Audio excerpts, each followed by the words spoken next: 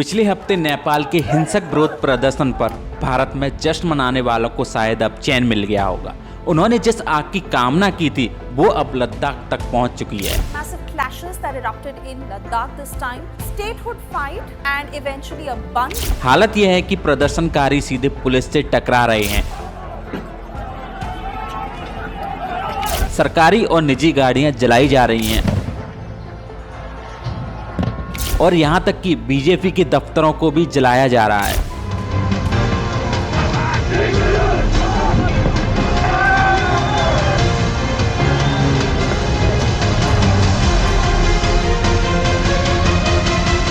दोस्तों, लद्दाख एक ऐसी जगह है जिसे लोग स्वर्ग मानते हैं।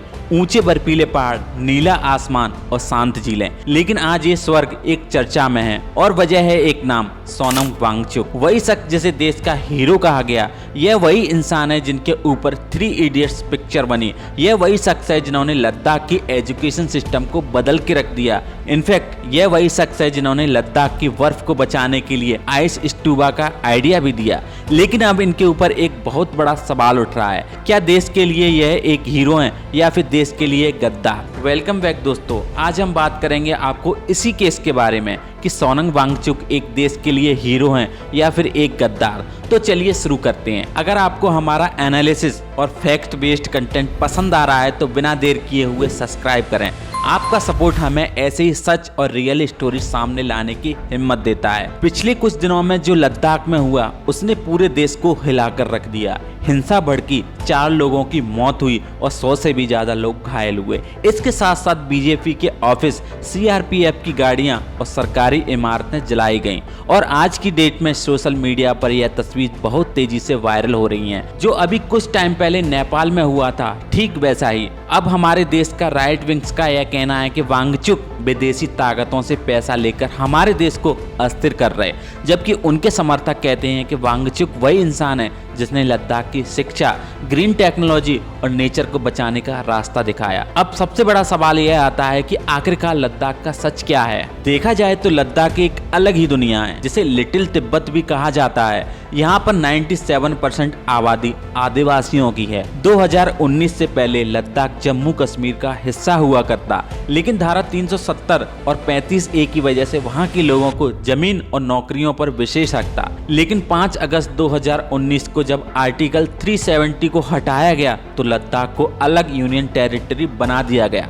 इसका मतलब वहां पर कोई विधानसभा नहीं होगी, सिर्फ दिल्ली का कंट्रोल रहेगा। शुरुआत में लोगों ने यह सोचा कि यह एक विकास का रास्ता होगा। खुद सोनम वांगचुक ने प्रधानमंत्री को ट्वीट भी करके थैंक यू भी कहा। लेकिन धीरे धीरे सच्चाई सामने आने लगी। बाहर के लोग जमीन खरीदने लगे, नौकरियां भी बाहर के लोगों को मिलने लगी। बड़े बड़े प्रोजेक्ट से लेकर लोकल चारवाहों की जमीन छीनने लगी और दूसरी तरफ बेरोजगारी बढ़ती रही। और इन्हीं कारणों की वजह से दिल्ली और लद्दाख में दूरी बन गई। और इसके साथ LAV और KDA, ये वहाँ के 2 लोकल संगठन हैं जो वहां पर शांतिपूर्वक धरना और मार्च करते रहे हैं 2019 से।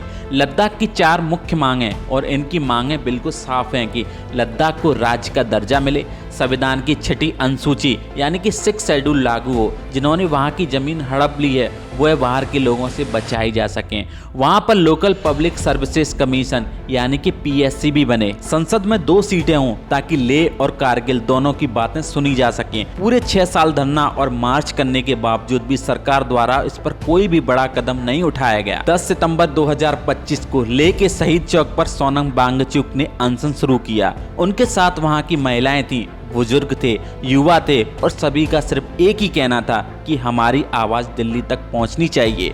पूरे 14 दिन तक सब कुछ शांत रहा, लेकिन 21 सितंबर को जब गृह मंत्री ने बातचीत का प्रस्ताव रखा, उन्होंने यह बात साफ कह दी थी कि हम राज्य का दर्जा और 6ठी अनुसूची पर बात नहीं करेंगे। और इसी बात की वजह से वहां के लोगों को धोखा लगा। इसी बीच में जब लोग वहां पर धरना प्रदर्शन कर रहे थे तो 2 बुजुर्ग लोग बेहोश हो जाते हैं और यह देखकर वहां पर मौजूद सभी लोगों का गुस्सा फूट गया। 24 सितंबर लद्दाख के इतिहास में यह दिन काला दिन बन चुका। हजारों युवा सड़क पर उतर गए। गुस्से में बीजेपी दफ्तर जला दिया गया। सीआरपीएफ की वैन और लेह की काउंसलिंग की इमारतें आग की लपेट में समा गईं। उसके बाद वहां पर मौजूद पुलिस ने टिगर गैस और प्लास्टिक बुलेट का इस्तेमाल किया और नतीजा क्या निकला, 4 लोगों की मौत और 100 से भी ज्यादा लोग घायल हो चुके थे।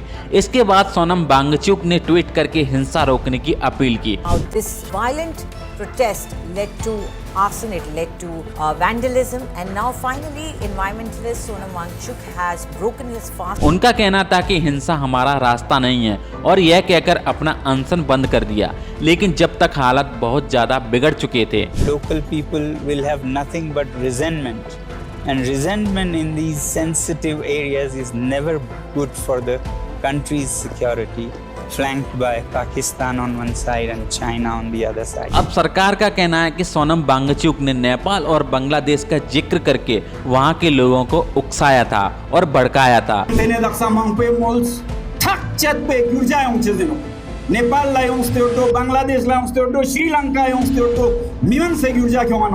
उनके एनजीओ पर विदेशी फंडिंग के आरोप हैं। उन्होंने खुद 3.5 लाख अपने खाते में जमा किए और स्वीडिश ऑर्गेनाइजेशन से 5 लाख रुपए लिए। इसके साथ साथ पाकिस्तान और बांग्लादेश के नेताओं के साथ भी इनकी फोटो सामने आई। आज की डेट में सरकार का यह कहना है कि सोनम वांगचुक विदेशी ताकतों से मदद ले रहे हैं। दूसरी तरफ सोनम वांगचुक का यह कहना है कि मेरी सारी मांगे लोकतांत्रिक हैं। सरकार मुझे जानबूझकर बदनाम कर रही है ताकि लद्दाख की आवाज को दबाया जा सके और उनका कहना है कि हिंसा में तो मेरा कोई रोल नहीं है, मैंने तो बस हमेशा शांति की बात की है। दोस्तों, अब सवाल ये है, क्या हकीकत में सोनम वांगचुक विदेशी ताकतों के हाथ के खिलौने हैं या फिर वह लद्दाख की जनता की आवाज हैं जिनकी मांगे सही हैं? यह बात आपको इसलिए बोल रहा हूँ क्योंकि एक तरफ उनके योगदान है जैसे टेक्नोलॉजी, लद्दाख की शिक्षा उनको हीरो बनाते हैं और दूसरी तरफ यह जो उनके ऊपर आरोप हैं और विदेशी लोगों के साथ इनका जो कनेक्शन है उनकी इमेज को बहुत खराब कर रहा है। मेरे हिसाब से सच यह है कि सोनम वांगचुक ना तो पूरी तरीके से हीरो हैं और ना ही पूरी तरीके से विलन। देखा जाए तो वह एक इंसान है जो लद्दाख के लोगों की मदद कर रहे हैं उनकी आवाज उठाने में। तो दोस्तों, आखिरी फैसला सरकार और आपके हाथ में है कि क्या होना चाहिए।